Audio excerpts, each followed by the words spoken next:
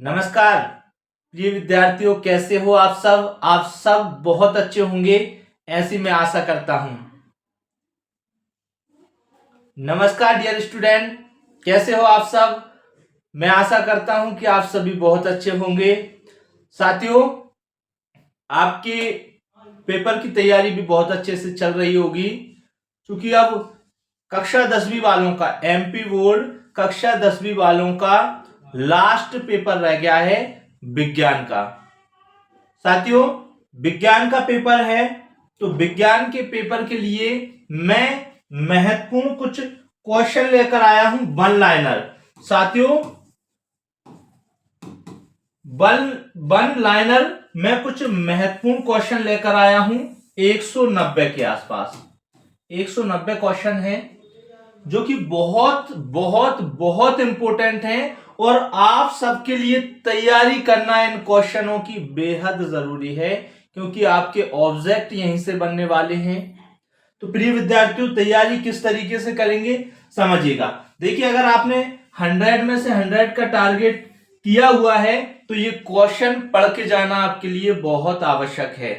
मेरे प्रिय विद्यार्थियों, कक्षा 10वीं का मैं विज्ञान का वन लाइनर, साथियों वन लाइनर वन शॉर्ट मैं लेकर आया हूं, साथ ही उनका आंसर भी दिया हुआ है। तो हम एक बार रिवाइज के तौर पे हम लोग इनको पढ़ेंगे। आप सबने इनका रिवीजन कर लिया होगा। मेरे पास एक पीडीएफ थी, उसी को मैंने कन्वर्ट करके पीपीटी में मैं ये लेकर आया हूं विद सॉल्यूशन।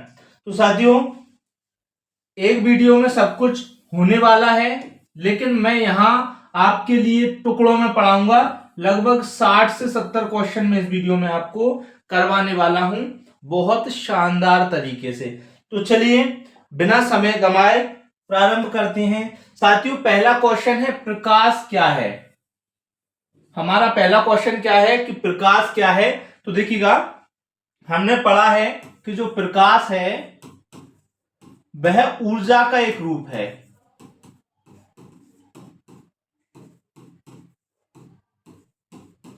प्रकाश जो है वो क्या है साथियों? ऊर्जा का ही एक रूप है। तो प्रकाश क्या है? ऊर्जा। साथियों, ऊर्जा का ही एक रूप है। दूसरा क्वेश्चन है प्रकाश कौन सा तरंग है। जो हमारा प्रकाश है वह कौन सा तरंग है? अनुप्रस्थ या विद्युत चुंबकीय तरंग। ये इसका राइट आंसर हो जाएगा। अब साथियों देखिएगा, प्रकाश की चाल सबसे अधिक किसमें होती है? तो प्रकाश की चाल सबसे अधिक होती है निर्वात में। और कितनी होती है? तो साथियों, निर्वात में होती है 3 इंटू 10⁸ मीटर पर सेकंड। ये निर्वात में होती है। ठीक है। अब यहां से अधिकांशतः क्वेश्चन पूछ लिया जाता है कि प्रकाश जो है, प्रकाश का मात्रक क्या है? तो प्रकाश का मात्रक होता है कैंडेला। प्रकाश का मात्रक क्या है साथियों? यहां प्रकाश का मात्रक हो जाएगा कैंडेला। ठीक है। चलिए, अब जो है अगला क्वेश्चन है प्रकाश की चाल सबसे कम किसमें होती है? तो प्रकाश की चाल सबसे कम होती है कांच में। कितनी होती है साथियों? हम आगे पढ़ेंगे, देखिए समझिएगा। प्रकाश से संबंधित जो क्वेश्चन थे, ये वाला जो पोर्शन में आपको करवाने वाला हूं, ये फिजिक्स का है। साथियों, फिजिक्स का करवा रहा हूं वन लाइनर, इसके बाद में केमिस्ट्री का करवाऊंगा, और मैं बायोलॉजी का भी करवाऊंगा। तो प्रिय विद्यार्थियों, यहां से आप सब कुछ आपको वन लाइनर मिलने वाला है। तो वीडियो को लास्ट तक देखिएगा, और साथ ही अगर आपने गोलू सर यूट्यूब चैनल को सब्सक्राइब नहीं किया है, तो चैनल को अवश्य सब्सक्राइब कर लें और बेल आइकन को प्रेस कर लें। ठीक है।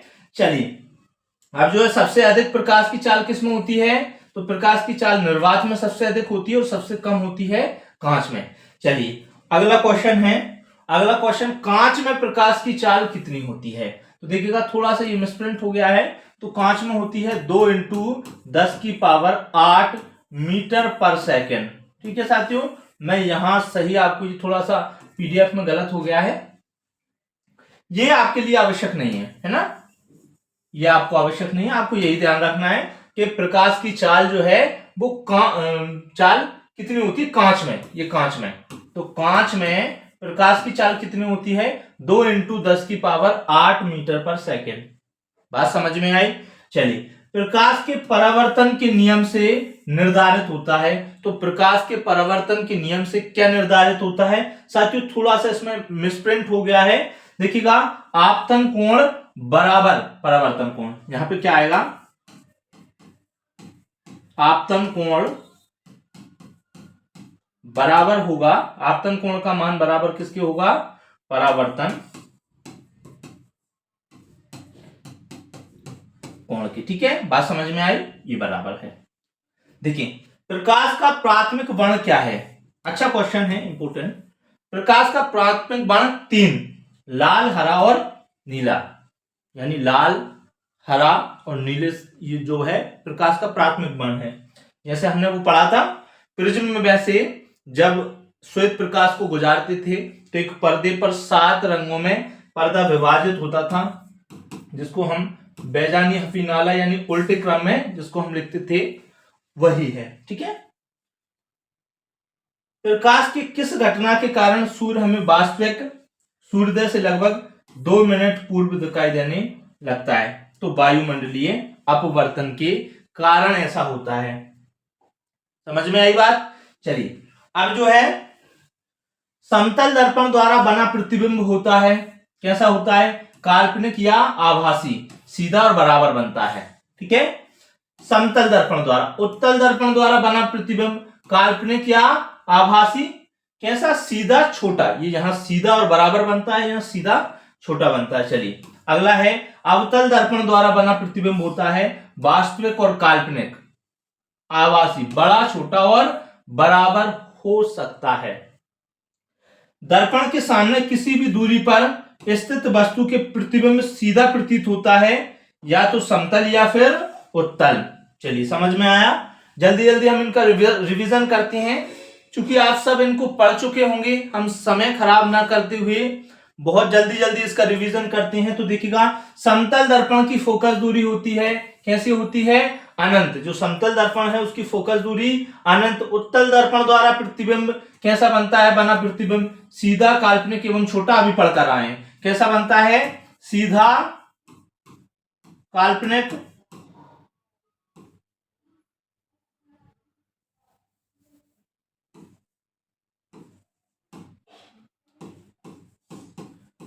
सीधा, काल्पनिक और छोटा, क्या है, उत्तल। उत्तल दर्पण द्वारा बना प्रतिबिंब कैसा होता है, सीधा, काल्पनिक और छोटा। सोलर कुकर या सौर सेल के लिए कौन सा दर्पण उपयुक्त होता है, तो याद रखिएगा, अवतल दर्पण। सोलर कुकर और सौर सेल के लिए कौन सा दर्पण उपयुक्त होता है, याद रखना है मेरे प्रिय विद्यार्थियों, अवतल दर्पण प्रयुक्त किया जाता है, किसके लिए, सोलर कुकर के लिए या सौर सेल के लिए, दोनों के लिए कौन से दर्पण का उपयोग किया जाता है, तो अवतल दर्पण हमारा राइट आंसर होगा। अगर ऐसा क्वेश्चन आ जाता है तो क्या होगा हमारा राइट आंसर, अवतल दर्पण। तो देखिएगा, निर्वात में प्रकाश की चाल कितनी होती है, तो निर्वात में मैंने आपको पहले भी बताया था कि निर्वात में प्रकाश की चाल होती है 3 × 10⁸ मीटर पर सेकेंड। ठीक है साथियों, यह आपके लिए आवश्यक नहीं है, आप केवल इस पर ध्यान दीजिए। हवा में प्रकाश की चाल कितनी होती है, तो 3 × 10⁸। हवा जो है, हवा में 3 × 10⁸। अच्छा, हवा का कई बार 2.24 या 25 × 10⁸ भी कई किताबों में देखा गया है, लेकिन राइट आंसर आप ये करेंगे। ठीक है, चलिए, दर्पण सूत्र क्या है, दर्पण का जो सूत्र है, यहां से कई बार जोड़ी में क्वेश्चन पूछ लिया जाता है, कई बार पूछा गया है। तो देखिए, दर्पण सूत्र क्या है, तो 1/v + 1/u बराबर 1/f। लेंस का सूत्र क्या है, तो 1/v माइनस 1/u बराबर 1/f। माइनस प्लस का थोड़ा सा डिफरेंट है, आप ध्यान रखिएगा। किसी कार के अग्रदीप या हेडलाइट जो कार होती हैं उनमें अग्रदीप या हेडलाइट के लिए जो मेन जो लाइट होती है फॉक्स वाली, उसके लिए किस दर्पण का प्रयोग होता है? तो उत्तल दर्पण का उपयोग किया जाता है। साथियों, वाहनों में, कोई भी कार गाड़ियों में जो हेडलाइट होती है उनमें कौन से दर्पण का उपयोग किया जाता है? तो उत्तल दर्पण का उपयोग किया जाता है। चलिए साथियों, हमारा अगला क्वेश्चन है, किस दर्पण का उपयोग गाड़ियों के साइड मिरर या गाड़ियों के पीछे कौन सा दर्पण लगा होता है? यानी गाड़ियों में जो साइड मिरर होता है, पीछे साइड देखने के लिए, उसमें कौन से दर्पण का उपयोग किया जाता है?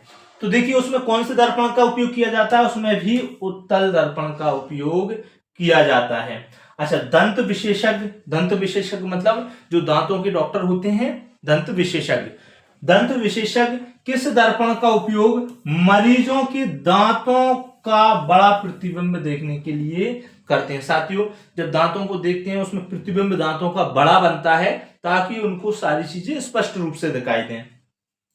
अवतल दर्पण का प्रयोग किया जाता है। कौन से दर्पण का?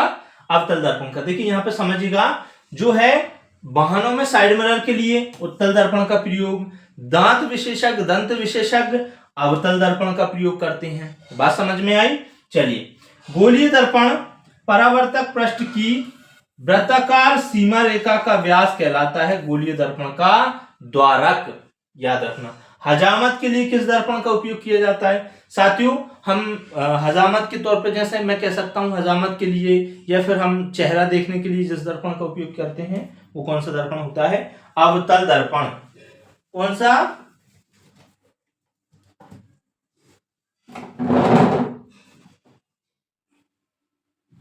चलिए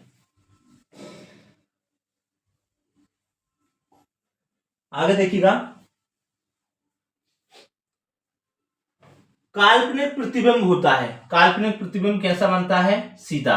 वास्तविक प्रतिबिंब उल्टा। याद रखना कि जो काल्पनिक प्रतिबिंब बनता है वो कैसा बनता है? काल्पनिक प्रतिबिंब सीधा बनता है।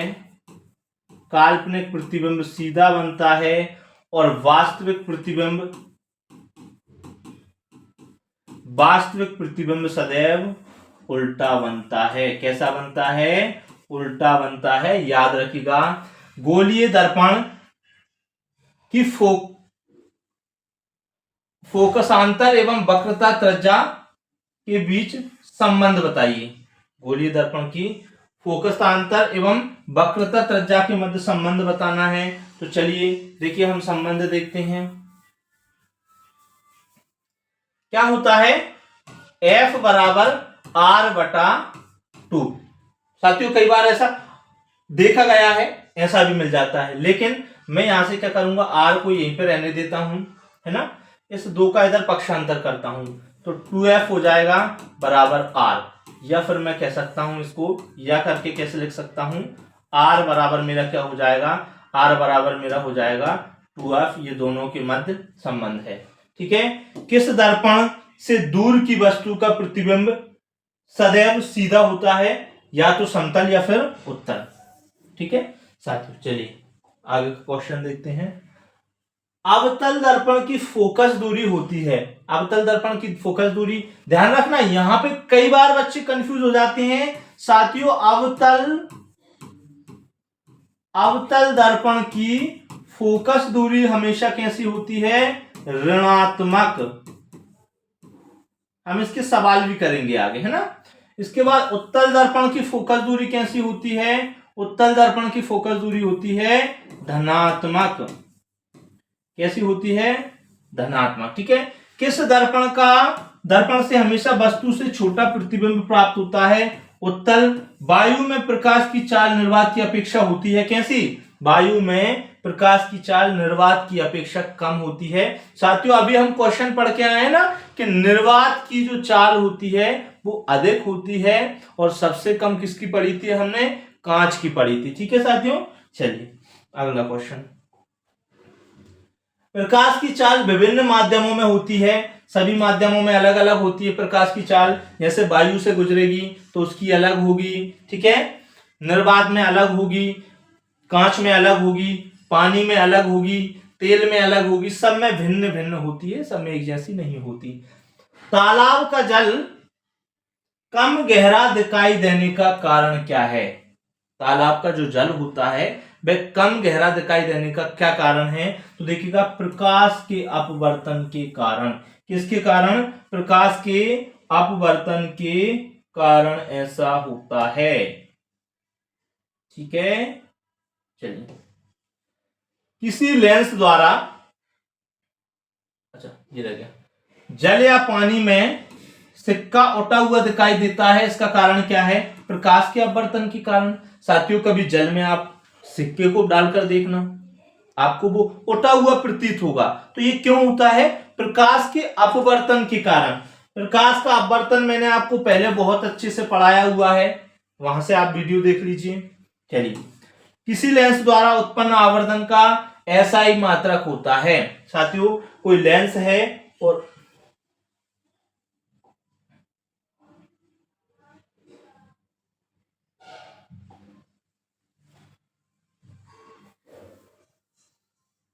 चलिए, क्या है? किसी लेंस द्वारा उत्पन्न आवर्धन का एसआई मात्रक क्या होता है? तो उत्पन्न आवर्धन का एसआई मात्रक होता है मात्रक विहीन। यानी आवर्धन फॉर्मूला क्या होता है मेरे प्रिय विद्यार्थियों? फॉर्मूला देखिएगा, आवर्धन का फॉर्मूला होता है कि प्रतिबिंब की लंबाई बटा वस्तु की लंबाई। तो देखिए, लंबाई से लंबाई कैंसिल और ये क्या आ जाता है? 0 आ जाएगा। तो मतलब क्या है इसका? मात्रक विहीन। आवर्धन का कोई मात्रक नहीं होता, आवर्धन जो होता है मात्रक विहीन होता है। बात समझ में आई? चलिए, लेंस के मुख्य फोकस की संख्या 2 होती है। ठीक है, चलिए अगला क्वेश्चन। याद रखना, अवतल लेंस का आवर्धन m बराबर होता है, किसके बराबर होता है? देखिएगा, m, अच्छा ये थोड़ा सा गलत लिखा हो गया है ना, m बराबर v बटा u। यानी मैंने क्या कहा है कि यहाँ पे m जो है आवर्धन किसके बराबर होता है?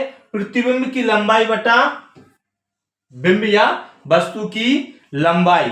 ठीक है, लेंस की क्षमता क्या होती है? लेंस की क्षमता का मात्रक क्या है? तो डाईऑप्टर। लेंस की क्षमता का मात्रक क्या होता है? डाईऑप्टर।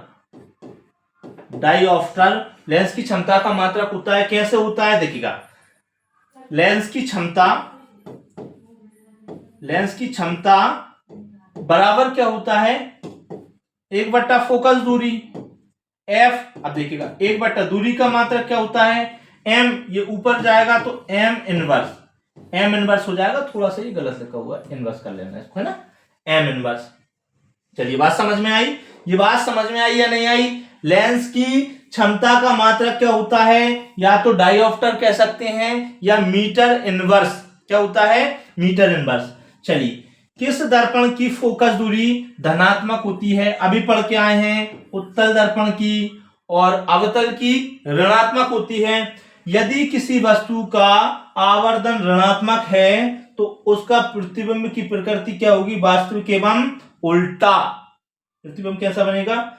वास्तविक एवं। मछुआरे का मछली भेदन में कठिनाई क्यों होती है? जो मछुआरे होते हैं प्रिय विद्यार्थियों, मछुआरे जो मछली पकड़ते हैं यानी मछली को भेजते हैं, तो उसमें दिक्कत कहां आती है? कई बार आपने देखा हो ना इस तरीके से मछली को मारते हुए, तो प्रकाश के अपवर्तन के कारण, है ना। चलिए, किसका अपवर्तनांक सबसे अधिक होता है? हीरे का। कौन सा पदार्थ लेंस बनाने में प्रयुक्त नहीं किया जाता? मिट्टी, पारा और मरकरी का। प्रकाश के अपवर्तन में कितने नियम हैं? 2। प्रकाश के अपवर्तन के 2 नियम हैं। चलिए, किस लेंस के द्वारा सिर्फ काल्पनिक प्रतिबिंब बनते हैं? अवतल लेंस के द्वारा। साथियों, किसका अपवर्तनांक सबसे कम होता है? हवा का। 1। किस लेंस को अपसारी लेंस कहते हैं? अवतल लेंस को। यानी किस लेंस का अपवर्तनांक सबसे कम होता है? हवा का। कितना होता है? 1। ठीक है ना। किस लेंस को अपसारी लेंस कहते हैं? अवतल लेंस को। हवा का अपवर्तनांक कितना होता है? 1। पानी का अपवर्तनांक कितना होता है? 1.3। ये आपको याद रखना है, क्वेश्चन में पूछे जाते हैं, ऑब्जेक्ट में पूछे जाते हैं। कई बार सत्य सत्य पूछ लिया जाता है, कई बार एक शब्द में उत्तर पूछ लिया जाता है। ऐसे क्वेश्चन जरूर आते हैं पेपर में, तो मेरे प्यारे विद्यार्थियों जरूर आप इसको पढ़कर जाना। चलिए, कांच का अपवर्तनांक होता है, कांच का अपवर्तनांक कितना होता है? 1.5। याद रखना, हीरे का अपवर्तनांक 2.42 होता है। लेंस की फोकस दूरी के व्युत्क्रम को क्या कहते हैं? लेंस की क्षमता। किस दर्पण द्वारा किसी वस्तु का काल्पनिक प्रतिबिंब मिल सकता है? तीनों दर्पण द्वारा। वस्तु से छोटा और आभासी प्रतिबिंब किस दर्पण से प्राप्त होता है? उत्तल दर्पण से।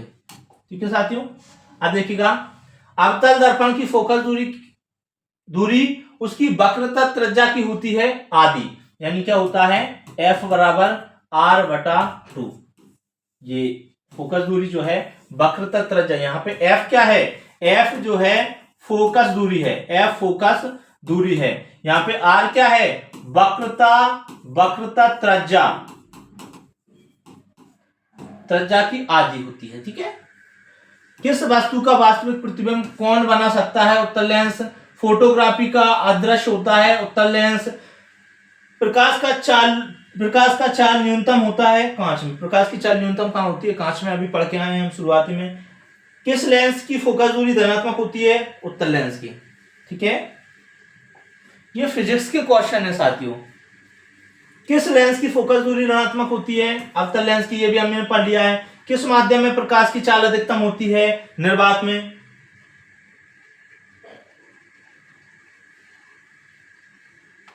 चलिए, शब्दकोश के छोटे छोटे अक्षरों को पढ़ने के लिए किस लेंस का उपयोग करना पसंद करोगे? 5 सेंटीमीटर का उत्तल लेंस। एक उत्तल लेंस की फोकस दूरी 20 सेंटीमीटर है, तो इसकी क्षमता क्या होगी? साथियों, उत्तल लेंस है, उत्तल लेंस की फोकस दूरी 20 है, तो इसकी क्षमता क्या होगी? क्षमता क्या होगी? तो देखिए, क्षमता जो है, एक उत्तल लेंस है, क्षमता P बराबर क्या होता है? फॉर्मूला P बराबर होता है 1 फोकस दूरी, यानी F। मैं ऐसा लिख देता हूं, 1 P बराबर 1/F। ठीक है। अब देखिएगा, P कितना है? फोकस दूरी 20 हो, ये कर दिया मैंने 1/20। अब इस 20 को जो है सेंटीमीटर में दिया हुआ है, मीटर में कन्वर्ट करता हूं, तो 1/2 20/100। समझ में आया? यानी बटे में 100 कर दूंगा, इंटू ये पलटेगा तो 1/20 इंटू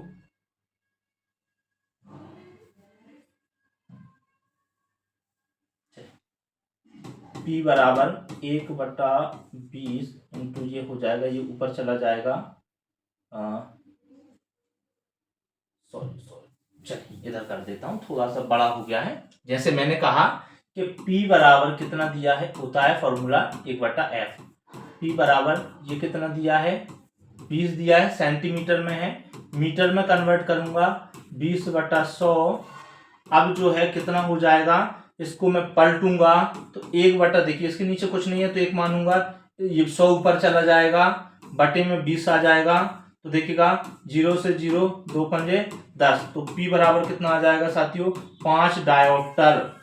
अब उत्तल लेंस का पूछा है, तो उत्तल लेंस की फोकस क्षमता कितनी होती है? धनात्मक होती है। और अगर उत्तल की जगह अवतल लेंस पूछा जाता तो ये ऋणात्मक में आता। बात समझ में आई? चलिए, इसके बाद देखिएगा,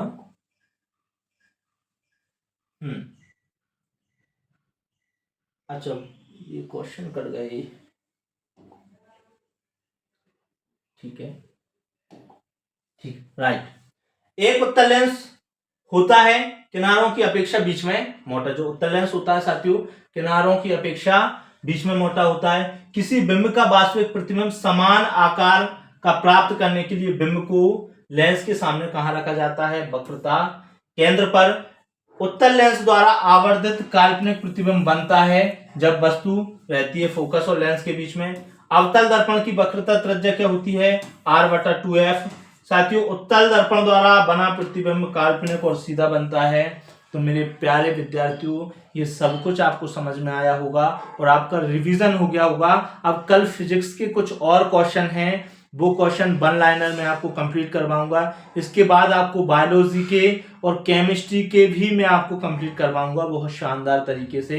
तो वीडियो अगर पसंद आई हो तो वीडियो को लाइक कीजिए और चैनल को सब्सक्राइब नहीं किया है तो चैनल को सब्सक्राइब अवश्य करना। Thank you.